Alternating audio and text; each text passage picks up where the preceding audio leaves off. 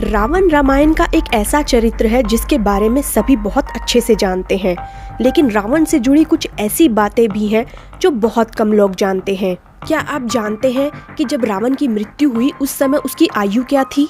रावण का असली नाम क्या था? क्या रावण के सच में 10 सर थे या कोई भ्रम था?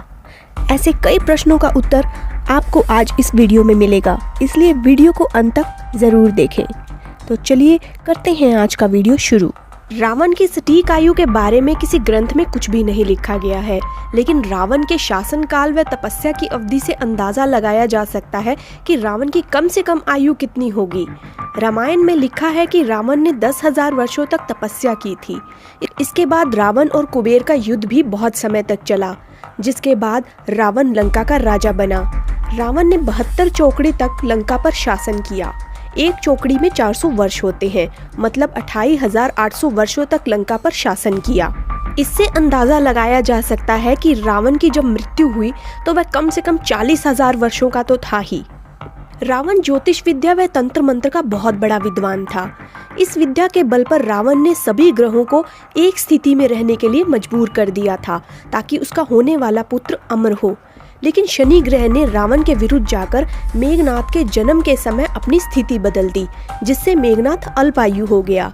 इसी विद्रोह के कारण रावण ने शनि ग्रह को कैद भी कर लिया था। कुछ वर्षों बाद लंका दहन के समय हनुमान जी ने शनि देव को रावण की कैद से मुक्त करवाया था। आप में से ज्यादातर लोग यह बात नहीं जानते होंगे कि रावण व कुंभकर्ण भगवान विष्णु के द्वारपाल थे, जय और विजय। ऋषियों से मिले श्राप के कारण उन्हें 3 बार राक्षस योनि में जन्म लेना पड़ा था। सतयुग में हिरण्याक्ष व हिरण्यकशिपु के रूप में, त्रेता युग में रावण व कुंभकर्ण के रूप में और द्वापर युग में शिशुपाल और वक्रदंत के रूप में जन्म लेना पड़ा। आप सभी ने स्वर्ग की सीढ़ी के बारे में सुना ही होगा, लेकिन क्या आप जानते हैं कि रावण ने भी एक बार स्वर्ग तक जाने की सीढ़ी बनाने की कोशिश की थी। रावण ने भगवान शिव की तपस्या करके उनसे अमर होने का वरदान मांगा। शिव जी ने वरदान दिया, लेकिन साथ ही एक शर्त भी रखी कि अगर वह एक दिन में स्वर्ग जाने वाली 5 सीढ़ियां बना लेगा तो वह हमेशा के लिए अमर हो जाएगा। रावण ने सीढ़ियां बनानी शुरू की। पहली सीढ़ी हरिद्वार में, दूसरी हिमाचल के सिरमौर में, तीसरी चुड़ेश्वर महादेव में और चौथी पौड़ी किन्नर कैलाश में। 5वीं पौड़ी बनाने से पहले ही रावण थककर सो गया। जब उठा तो दिन खत्म हो चुका था और 5वीं सीढ़ी नहीं बना पाया। इसी वजह से उसका अमरता का वरदान भी खत्म हो गया था।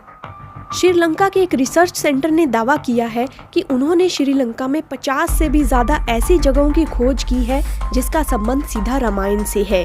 श्रीलंका के रैगला जंगल में रावण की एक गुफा है, जिसमें आज भी रावण का शरीर एक ताबूत में सुरक्षित रखा गया है, जिसकी लंबाई 17 फुट है। इसी से अंदाजा लगाया जा रहा है कि रावण 15 से 17 फुट लंबा होगा।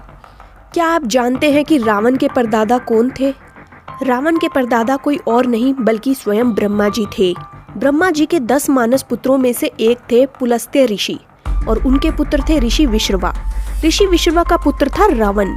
ब्रह्मा जी के वंशज होने के बाद भी रावण राक्षसी स्वभाव का था, क्योंकि रावण की माता कैकसी राक्षस कुल से थी और अशुभ समय पर गर्भ धारण करने के कारण रावण का स्वभाव राक्षसी था। रावण को बचपन में ही 4 वेदों का ज्ञान हो गया था और रावण एक बहुत बड़ा विद्वान भी बना।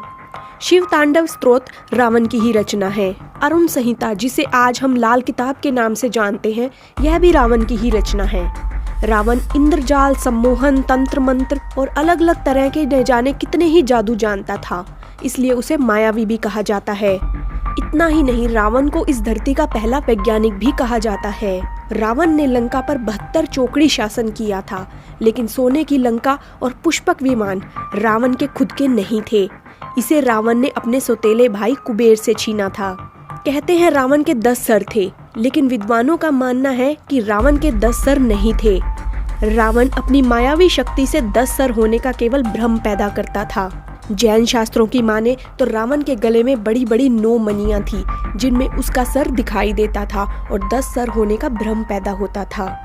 रावण का असली नाम रावण नहीं था, यह नाम उसे भगवान शिव ने दिया था। रावण का असली नाम दशग्रीव था। जब दशग्रीव कैलाश पर्वत को उठा लेता है तो शिवजी पर्वत को पैर के अंगूठे से दबा देते हैं, जिससे दशग्रीव की भुजाएं पर्वत के नीचे फंस जाती हैं।